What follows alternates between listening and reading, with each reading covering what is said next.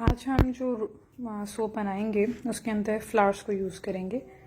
तो जो रेसिपी मैं आपको अभी बताऊंगी that is the standard recipe, you have to keep it with your self. और जब भी आपको अपना सोप बनाना है तो अपने मोल्ड को वे करके जितने भी ग्राम्स उसके अंदर आता है उसके अकॉर्डिंगली आपने इस रेसिपी को या तो डबल करना है या हाफ करना है। तो I am adding some caustic soda in my ceramic bowl और 77 ग्राम्स जो है वो मुझे कॉस्टिक सोडा चाहिए।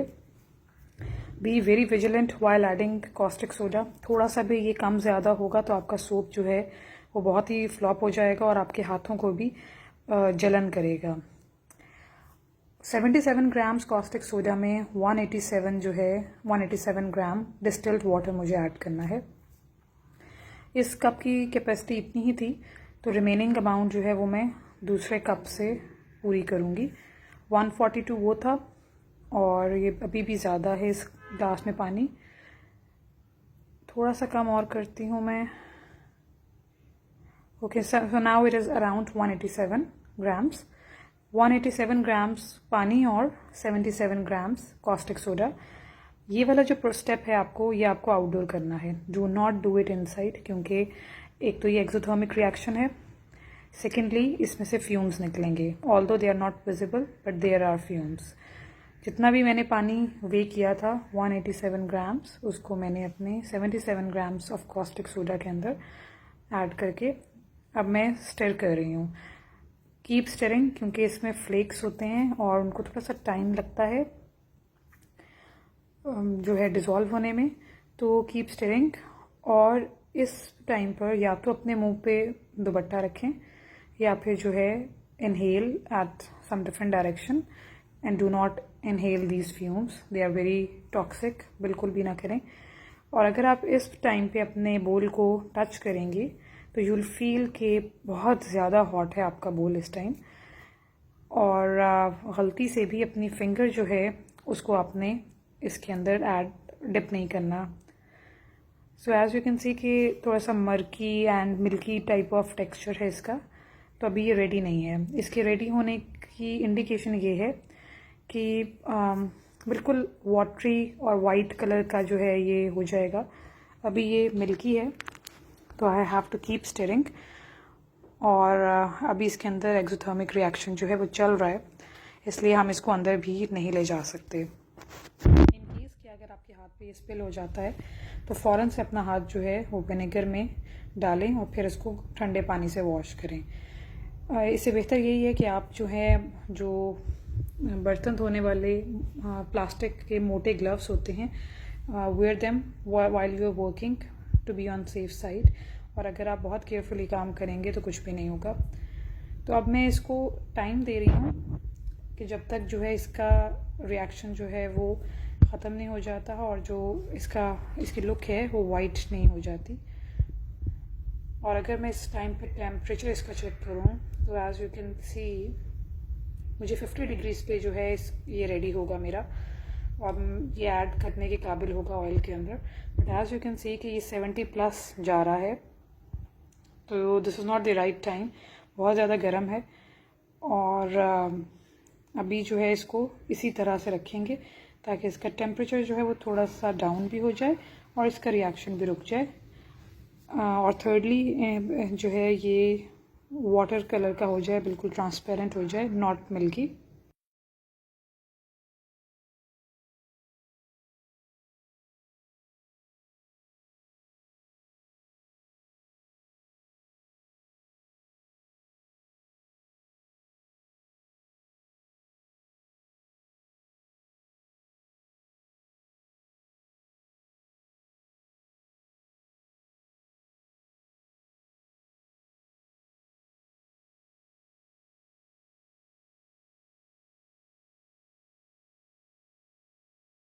थ्री 300 ml मेरे पास ये कोकोनट ऑयल है। इसके अंदर मैं 200 ml जो है या ग्राम जो है सनफ्लावर ऑयल को ऐड करूँगी।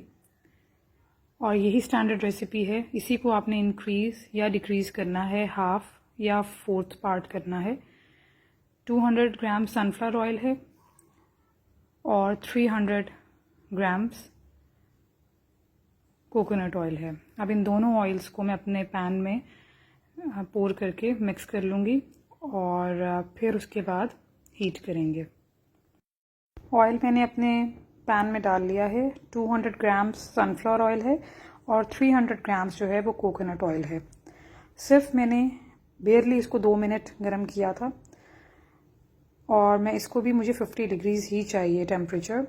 So let's see. और ये 50 प्लस है, 50 डिग्रीज प्लस है, तो 60 तक भी जा चुका है एज यू कैन सी। तो मेरे ख्याल में इसको और हमें वेट करना है कि ये ठंडा हो जाए। Always give heat very slowly, क्योंकि जब आपका ऑयल जो है वो ज़्यादा गर्म हो जाता है तो it takes a lot of time कि उसका टेम्परेचर जो है वो डाउन हो। तो इसलिए इसका क्विकेस्ट वे यही है कि आप हीट ही बहुत थोड़ी दें। After some time let's see इसका टेम्परेचर अब क्या है। तो इट्स नियरली 50। अब जो है मैं इसको दूसरा प्रोसीजर करूँगी। मैंने इसको एक खुले पैन में डाल लिया है। उसकी रीज़न ये है कि जब इसमें मैं कॉस्टिक सोडा ऐड करती तो मेरा वो वाला जो पैन था वो ओवरफ्लो हो जाता और मुझे अभी इसको बीट भी करना है। तो इसलिए मैंने इसको थोड़ा सा खुले पैन में पोर कर दिया है और अब मैं जाके देखती हूँ कि मेरे कॉस्टिक सोडा की क्या सिचुएशन है, उसका टेम्परेचर जो है वो 50 डिग्रीज़ है कि नहीं है। तो फिर जो है मैं इसके अंदर डालूँगी। मीनवाइल जो है वो अपना कलर जो है वो रेडी कर लेते हैं जो कि सोप के अंदर डालना है। तो मैं मीका पाउडर इसमें यूज़ कर रही हूँ। अगर आपको नेचुरल कलरेंट चाहिए तो I have pasted and uploaded a file in the group जिसके अंदर जो है नेचुरल कलरेंट्स के बारे में जो है वो सारी इन्फॉर्मेशन है। तो आप अगर आपको पिंक उसमें से चाहिए तो फ्रेंच क्ले जो है उसको यूज़ करें। थोड़ा सा डिफ़िकल्ट होगा ये चीज़ें ढूंढना, but you will be able to find them.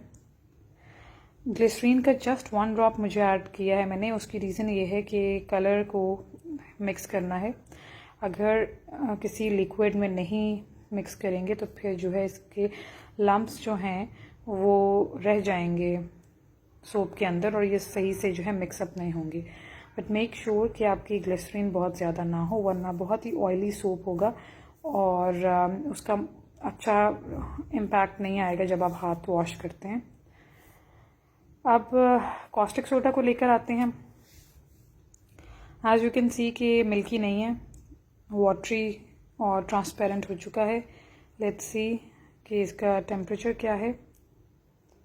Late me show you if camera can capture the temperature.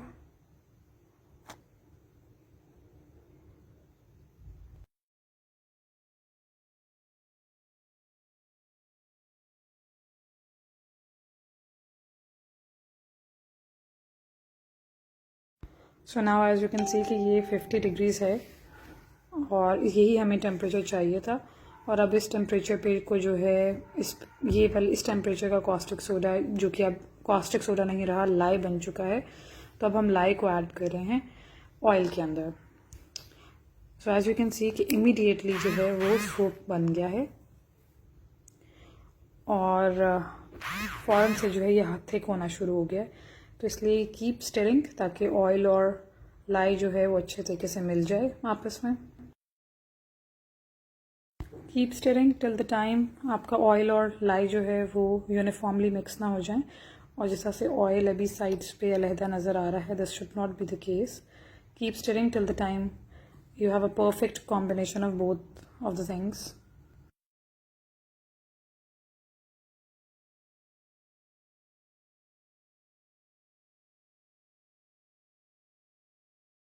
सा कॉस्टिक सोडा मिक्सचर मुझे अपने बोल में नज़र आ रहा था तो वो भी मैंने ऐड कर लिया है, क्योंकि ये सब चीज़ें बहुत एक्यूरेटली मेजर्ड हैं and there is no chance कि हम जो है थोड़ा सा भी रेसिपी ऊपर नीचे हो जाएगी अगर कुछ हमने जो है वो क्वांटिटी को कम या ज़्यादा किया। तो अब मैं बीटर की हेल्प से इसको बीट कर रही हूँ और आपको तब तक बीट करना है जब तक ट्रेस ना आए। अब ट्रेस होता है कि जब अब मैं इस तरह से स्पिल कर रही हूँ तो ये जो ड्रॉपलेट्स जो हैं ये अपनी पोजीशन को मेंटेन कर रहे हैं। This is called trace. आपको अगर फ्लोई नहीं चाहिए और आपको अगर टेक्सचर्स क्रिएट करने हैं सोप में, then you have to create a trace. अभी भी इसके अंदर बहुत ज़्यादा ट्रेस नहीं है, तो I will give it another shot कि ये दोबारा से जो है इसको मैं बीट करूं, क्योंकि बेसिकली जब ये इतना थिक होना चाहिए कि आप जब अपना बीटर हटाएं तो उसकी ड्रॉपलेट्स जो हैं वो अपनी जगह पे नज़र आएं। और एज यू कैन सी कि जो बीटर है उसके भी जो इम्प्रेशंस थे वो बहुत विजिबल हैं। तो I have reached my required trace. आप इससे ज़्यादा भी इसको बीट करके इसको थिक कर सकते हैं ताकि जो है आपका इम्प्रेशन जो आए वो उसी तरह से रहे सोप में जिस तरह से आप चाहते हैं। Once you have achieved your desired trace तो फिर आप अपना कलर को ऐड कर लें। आई फाउंड कि जो मैंने कलर बनाया था वो बहुत ही कम था और क्वांटिटी जो है सोप की वो बहुत ज़्यादा है, तो फिर मैं अब थोड़ा सा और कलर जो है वो ऐड इन कर रही हूँ और अगेन थोड़ी सी ग्लिसरीन के साथ।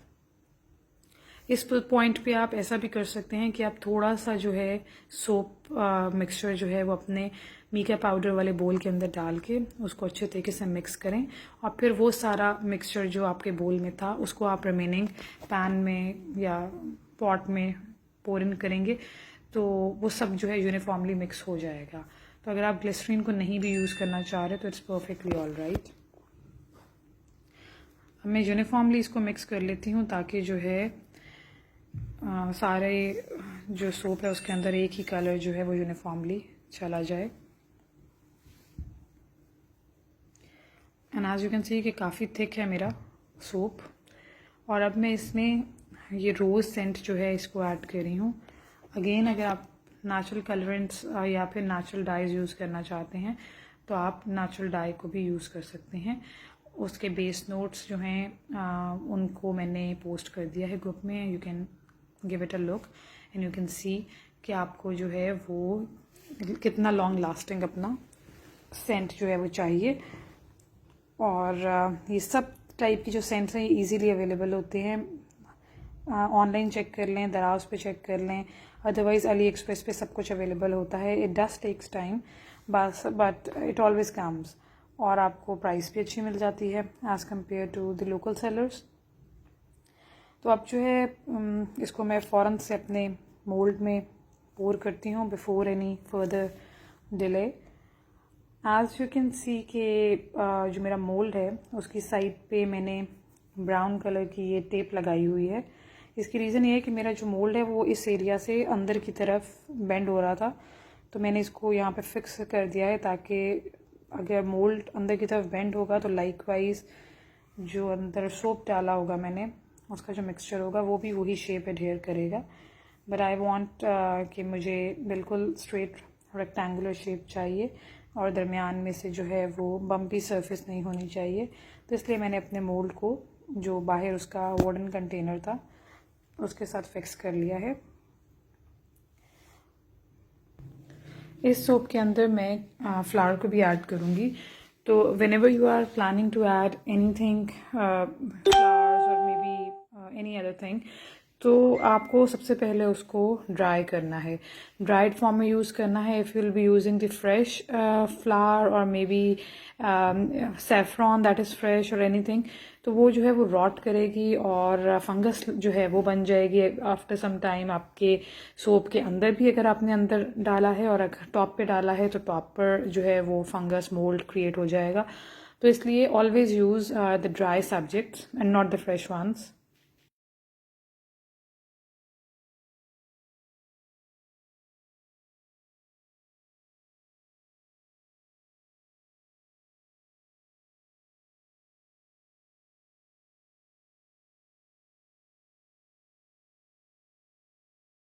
अब इस पोजीशन पे आप जो भी इसको टेक्सचर देंगे वो अपने टेक्सचर को जो है वो रिटेन करेगा। इसकी रीज़न ये थी कि मैंने इसको बहुत देर बीट करने की वजह से एक थिक ट्रेस जो है उसको अचीव किया था। तो बेसिकली जितना डेंस आपका सोप मिक्सचर होगा उस फिर आपके लिए उतनी आसानी है कि आप अपना इम्प्रेशन जो है उसको बिल्कुल वही वाला इम्प्रेशन जो है वो आपका by the time of curing process जो है वो रिटेन होगा। तो इसलिए अगर आपको अपना कोई स्पेसिफिक टेक्सचर रिटेन करना है then you have to keep it very thick और अगर आपको कोई भी नहीं करना टेक्सचर और प्लेन सोप बार बनाना है तो फिर you can keep it with low trace और may be medium trace. I am using fresh petals. Basically मुझे चाहिए थी रोज़ बड्स जो कि ड्राई हों, लेकिन वो मुझे मिल नहीं सकी क्योंकि we always get some dried petals लेकिन ड्राई बड्स नहीं मिलती हैं, तो इसलिए I am using the fresh ones. But if you find, या फिर अगर आप नहीं भी फाइंड कर पाते तो अपने फ्लावर्स को खुद से ड्राई करें and do not use fresh flowers in your soap. हमेशा ड्राई करके यूज़ करें. और बड्स भी जो हैं वो इसी तरह से आप फ्रेश ले लें और अपनी बुक में रख के कुछ वीक्स जो हैं उसमें ड्राई करें और फिर उसको यूज़ कर लें सोप में. या फिर दूसरा तरीका ये है कि आप फ्लावर ड्राइंग पाउडर को यूज़ कर लें. So this is how it is. अब जो है वो इसको इंसुलेट करना है. मैंने इसको कवर कर दिया है यूजिंग अ थिक कार्ड, और इसको टॉवल के साथ जो है अपने मोल्ड को लपेट लें और इसको 24 आवर्स के लिए रख दें. So now after 24 hours you can see कि ये क्योर हो चुका है. और मीका पाउडर्स जो हैं उनका कलर जो है वो 2 और 3 टोन्स जो है वो लाइटर हो जाता है जिस टोन में आपने उसको बनाया होता है. तो वो जो फेडिंग होती है उसके लिए अगर आप चाहते हैं कि आपको बहुत डार्क कलर्स चाहिए, then you have to add a lot of mica powder. और आपको ये देखना है कि जो आपको कलर चाहिए उससे बहुत ज़्यादा हाई टोन आपके मिक्सचर की होनी चाहिए. तब जो है आपको वो जब टोन डाउन होगा क्योरिंग में तो तब आपको वो वाला कलर मिलेगा जो आप चाह रहे थे. तो नाउ लेट मी अनमोल्ड दिस. बहुत केयरफुली अनमोल्ड करना है और सोप के साथ बिल्कुल भी ज़्यादा छेड़ना नहीं है उसको. और मोल्ड को अपने जो है वो डी फॉर्म करें, डी शेप करें, but do not fiddle with your soap. अभी ऑल्दो ये क्योर हो चुका है after 24 hours, but do not use it.